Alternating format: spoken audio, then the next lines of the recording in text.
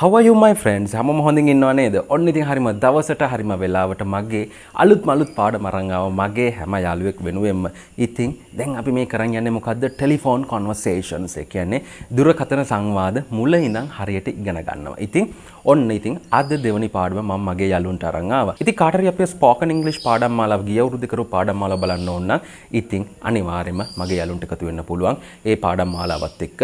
ඉතින් දැන් මේ උඩින් වැටෙනවා ඒ පාඩම් මාලාවේ ලින්ක් එක. ඉතින් එතන ගිහලා අනිවාර්යයෙන්ම මුල ඉඳන් කාට හරි එකතු වෙන්න ඕන නම් අනිවාර්යයෙන්ම එකතු වෙන්න පුළුවන්. ඉතින් ඒ වගේම කියන්න ඕනේ අද අලුත් යාළුවෙක් අපේ මේ වීඩියෝ එකත් එක්ක එකතු වෙනවා නම් මුල්ම වීඩියෝ එක බලන්න, පළවෙනි පාඩම බලන්න.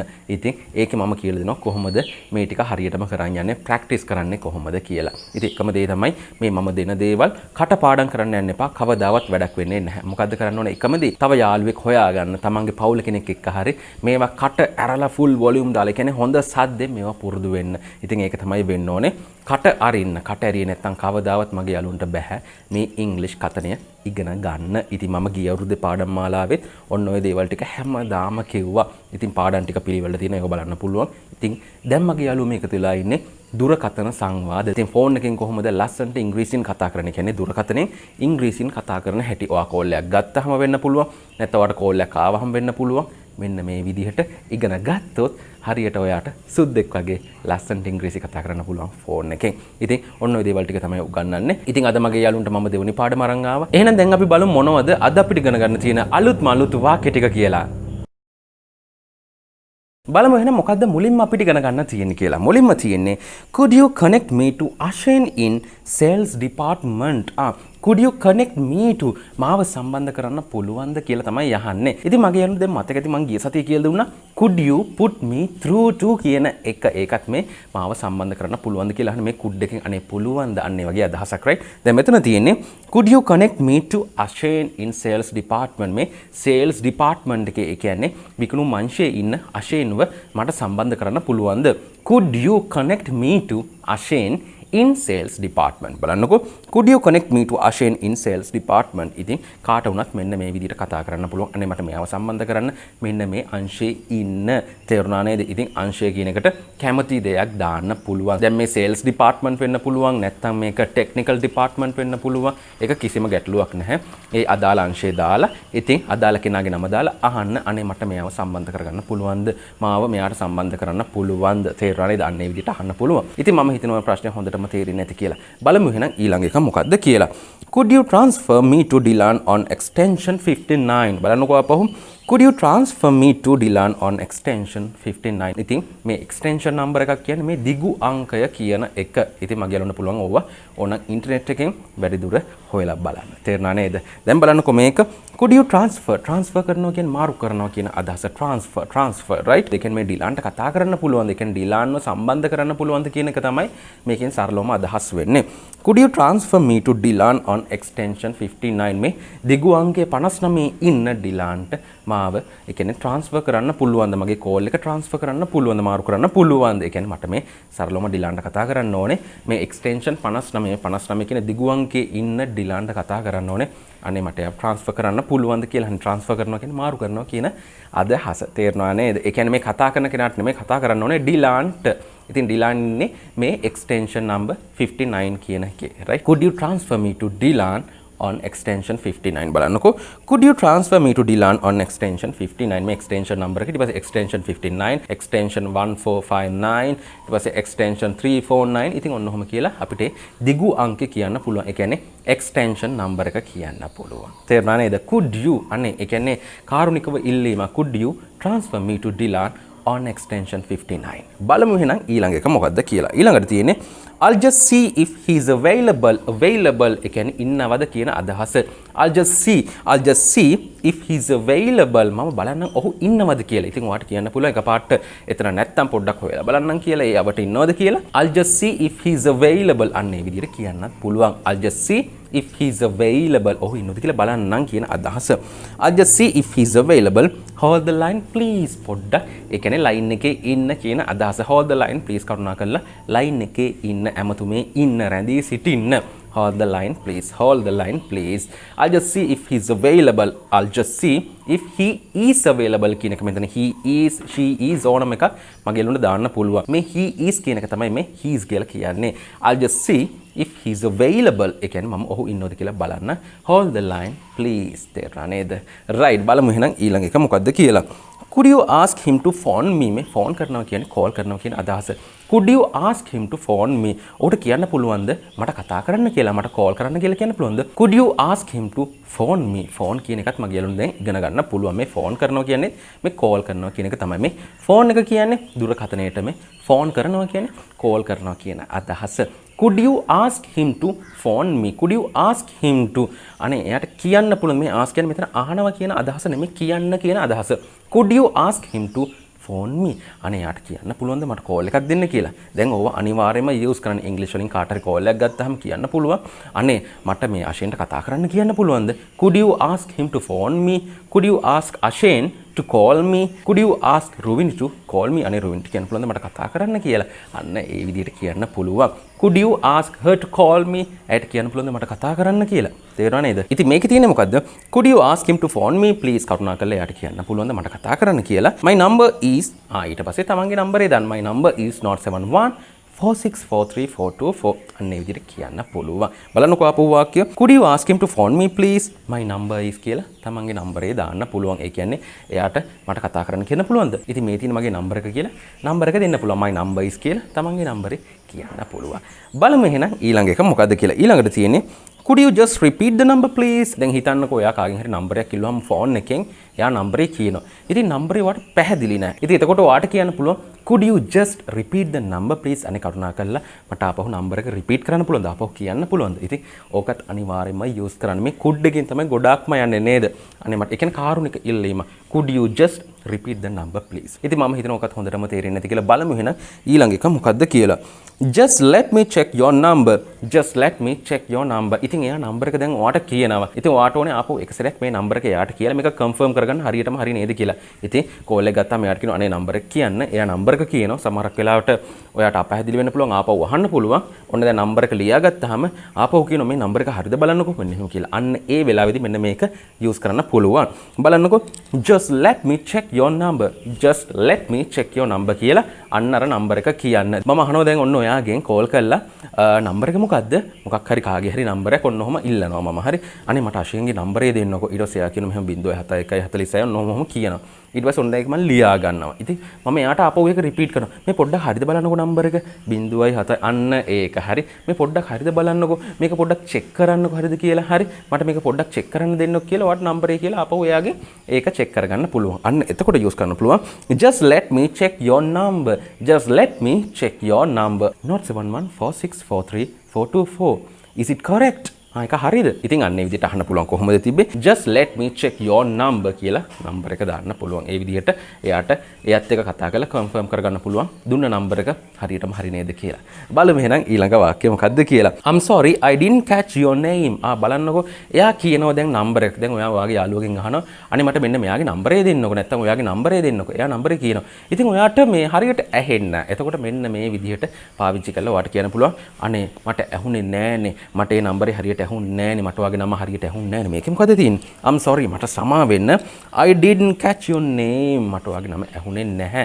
මට ඔයාගේ නම හරියටම ආවේ නැහැ. ඔළුවට ආවේ නැහැ. මට ඒක හරියටම ඇහුනේ නැහැ. අන්න ඒ වගේ අවස්ථාවකදී මේක කියන්න පුළුවන්. I didn't catch your name. I didn't catch your name. I'm sorry. අන්න ඒ විදිහට මුලින් මෙන්න. I'm sorry මට සමා වෙන්න. I didn't catch your name. I didn't ඒ කියන්නේ මේ I did not කියන එක. I didn't catch your name. මේක didn't නෙමෙයි. I didn't catch your name. ඉතින් මේවා හොඳටම මගේ අර අවුරුද්දේ පාඩම් මාලාවේදී ඉගෙනුවා. ඉතින් අනිවාර්යෙන් ඒකත් අවශ්‍යයි නම් මුලින් ඉඳන් ඒකත් බලන්න. මොකද ඒකේ තමයි කොහොමද මේ වාක්‍යයක් ගලපලා කියන්නේ, කොහොමද Tamanට හිතන දෙයක් කියන්නේ. අන්නේ හැමදේම ඒ පාඩම් 95ෙම තියෙනවා. බලන්න අනිවාර්යෙන්. දැන් මේකේ මොකක්ද තිබ්බේ? I'm sorry I didn't catch your name. මට ඔයගේ නම හරියට ඇහුන්නේ නැහැ. ඉතින් නම එයා කියනකොට මොකක් හරි වෙන්න පුළුවන්. ලයින් එකේ ප්‍රශ්නයක් වෙන්න පුළුවන්. හරියට ඇහුම් නැතු වෙන්න පුළුවන්. ඉතින් අන්න ඒ වගේ වෙලාවකදී ඔයාට මෙන්න මේක කියන්න පුළුවන්. I didn't catch your name. මට ඔයාගේ නම්බර එක හරියට ඇහුන්නේ නැහැ. නැත්නම් මට නම්බර එක ඒ කියන්නේ හරියටම ඔලුවට ආවේ නැහැ. කොහොමද කියන්නේ? I'm sorry එක මුලින්ම එන්න I'm sorry මට සමා වෙන්න I didn't catch your number ඒ කියන්නේ මට වගේ නම්බර් එක හරියට ඇහුන්නේ නැහැ වෙන්න පුළුවන් හරියට මොළුවට ආවේ නැහැ වෙන්න පුළුවන් තේරුණා නේද දැන් මෙතන තියෙන්නේ I'm sorry I didn't catch your name තේරුණා නේද බලමු එහෙනම් ඊළඟ එක මොකද්ද කියලා I'm sorry Mr. Ashen's in a meeting at the moment can I take a message බලන්නකෝ අපහු I'm sorry Mr. Ashen's in a meeting at the moment can I take a message බලන්නකෝ දැන් ඔයා කතා කරනවා අශේන්ට කෝල් එකෙන් right ඒ කියන්නේ phone එකෙන් ඔයා කෝල් එකක් ගන්නවා අශේන්ට ඉතින් අශේන්ගේ කවුරු හරි වෙන්න පුළුවන් එයාගේ කෝල් ආන්සර් කරන කෙනා වෙන්න පුළුවන් ආන්සර් කරන්නේ ඊට පස්සේ කියනවා මට අශේන්ට කතා කරන්න ඕනේ ඊට පස්සේ එයා කියනවා පොඩ්ඩකින් මං අශේන් ඉන්නවද බලන්නම් කියලා ඉතින් සමහරක් වෙලාවට අශේන් ඒ වෙලාවේ බිසි වෙන්න පුළුවන් ඉතින් මෙතන මේ මීටින් එකක් කියන්නේ මේ ගොඩාක් කට්ටියක් ඇවිල්ලා මේ මීටින් එකක් කරනවා කියන අදහස නෙමෙයි ඉතින් මෙන්න මේක එයා කාත් එක්ක හරි කතා කර ඉන්නවන ඒ කියන්නේ කාව හරි ඒ කියන්නේ කවුරු හරි එයාව හම්බ වෙන්න ඇවිල්ලා නම් ඉතින් අන්න ඒ වෙලාවේදී මීටින් කියලා කියන්න පුළුවන් නැත්නම් සමහරක් වෙලාවට මෙන්න මෙහෙම දෙයක් තියෙනවා හොඳට මතක තියාගන්න දැන් ඔයා අශේන්ට කතා කරාට අශේන්ට ඔයාට කතා කරන්න උවමනාවක් නැති වෙන්න පුළුවන් එයා ආස නැති වෙන්න පුළුවන් නමුත් අර එකපාරට අශේන් ඔයාට කතා කරන්න කැමති නැහැ කියලා එහෙම කියන්නේ නැහැනේ ඉතින් අන්න ඒ වෙලාවේදී පොඩ්ඩක් කියනවා මේ අශේන් දැන් මීටින් එකක ඉන්නේ එයා ඔයාට පස්සේ ගන්නේ නැත්නම් පස්සේ කෝල් එකක් දෙන්න අන්න ඒ වගේ අවස්ථාවකදී මෙන්න මේ විදිහට කියන්න පුළුවන් එයා මීටින් එකක කියලා තේරුණා නේද ඒ කියන්නේ අර කතා කරන කෙනාගේ හිත තලන්නේ නැතුව ඒ කියන්නේ එයාට අර දුකක් දෙන්නේ නැතුව කියනවා අශෙන් දැන් මීටින් එකක ඉන්නේ. ඉතින් ඒ හින්දා පොඩ්ඩක් පස්සේ කතා කරන්න නැත්නම් අශෙන් ඔයාට පස්සේ කතා කරයි කියලා එකපාරට කියන්නේ නැහැ. අශෙන් දැන් බිසි එයාට කතා කරන්න බෑ. අන්න එහෙම කියන්නේ නැහැ. ඉතින් කවුරු හරි බිසි නම් මෙන්න මේ විදිහට කියන්න පුළුවන්. එයා මීටින් එකක ඉන්නේ පස්සේ කතා කරන්න. අන්න ඒ වගේ අදහසක් නැත්නම් මැසේජ් එකක් තියෙනවා නම් දෙන්න මම එයාට දෙන්න. අන්න ඒ වගේ කියන්න පුළුවන්. බලන්නකො මේ කොහොමද තියෙන්නේ. I'm sorry Mr. Ashen's in a meeting at the moment. ඒ කියන්නේ මේ වෙලාවේ අශෙන් මීටින් එකකලු ඉන්නේ. I'm sorry Mr. Ashen's in a meeting at the moment. At the moment මේ අවස්ථාවේදී මේ මොහොතේදී කියන අදහස at the moment can I take a message ඒ පණිවිඩයක් මම ගන්නද අන්න ඒ වගේ අදහසක් තියෙන කෙනා කාට හරි අශෙන්ට කෝල් කරන්නේද අශෙන් දැන් බීසී ලු මේ අවස්ථාවේදී මීටින් එකකලු ඉතින් ඒ කතා කරන කෙනා කියනවා මොකක් හරි පණිවිඩයක් තියෙනවා නම් මට දෙන්නකෝ අන්න ඒ වගේ අදහසක් තමයි can I take a message කියන ඔයාගේ මැසේජ් එකක් මම ගන්නද මොන හරි පණිවිඩයක් තියෙනවා නම් කියන්න මම අශෙන්ට කියන්න ඒ මැසේජ් එක මට දෙනවද අන්න ඒ වගේ අදහසක් තමයි මෙතන can I take a message තේරුණා නේද මම ගියලොන්ට බලන්නකෝ I'm sorry Mr. Ashen's in a meeting at the moment can I take a message මම හිතනවා ඔකත් හොඳටම තේරෙන්නේ නැති ඉතින් මේවා හොඳට කට ඇරලා ප්‍රැක්ටිස් කරොත් විතරයි ඔළුවට දාගන්න පුළුවන් නැතුව මේවා මේ වීඩියෝ එක බැලුවා කියලා විතරක් හරියන්නේ නැහැ ඉතින් 100% මේවා සාර්ථක වෙන්නේ කට ඇරලා තමන්ගේ යාළුවෙක් එක්ක තමන්ගේ පවුල කෙනෙක් එක්ක මේවා ප්‍රැක්ටිස් කරොත් විතරයි කවුරුත් නැත්තම් තනියෙන් හරි ප්‍රැක්ටිස් කරන්න කවුරු හරි හම්බ වෙනකන් අනිවාර්යයෙන්ම කාව හරි හොයාගන්න හැබැයි හම්බ වෙනකන් නිකන් ඉන්න එපා තනියෙන් හරි ප්‍රැක්ටිස් කරන්න කට ඇරලා තේරුණා නේද බලමු එහෙනම් ඊළඟ වාක්‍ය මොකද්ද කියලා I'll pass that message on මොකද්ද මේ ඉතින් ඉස්සෙල්ලා දැන් අශෙන්ට කතා කරා එයා බිසි කිව්වා ඉතින් ඊට පස්සේ අහුවා මැසේජ් එකක් දෙනවද ඒ කියන්නේ මොකක් හරි පණිවිඩයක් තියෙනවද කියන්න ඊට පස්සේ මම කියනවා මෙන්න මෙහෙම මගේ පණිවිඩය කියනවා අනේ අශෙන්ට කියන්න මේ මට ඉක්මනට 5ට කලින් කෝල් කරන්න කියලා අන්න එක තමයි මැසේජ් එක දැන් ඔන්න එයාට දුන්නා ඊට පස්සේ කියනවා මම මැසේජ් එක දෙන්නම් එයාට අශෙන්ට මම මැසේජ් එක දෙන්නම් කොහොමද කියන්නේ I'll pass that message on තේරුණාද I'll pass that message on තේරුණා නේද ඉතින් අන්න ඒ විදිහට කියන්න පුළුවන් මම මැසේජ් එක දෙන්න මම පණිවිඩය දෙන්න I'll pass that message on මම පණිවිඩය දෙන්නම් කියන එක අන්න එක හොඳටම දැන් ඉගෙන ගන්න I'll pass that message on තේරුණා නේද I'll pass that message on මේ I'll කියන්නේ I will කියන එක I will pass that message on කියන එකමයි තේරුණා නේද බලමු එහෙනම් ඊළඟ වාක්‍ය මොකද්ද කියලා This is Dilan returning your call This is Dilan returning your call This is Ashen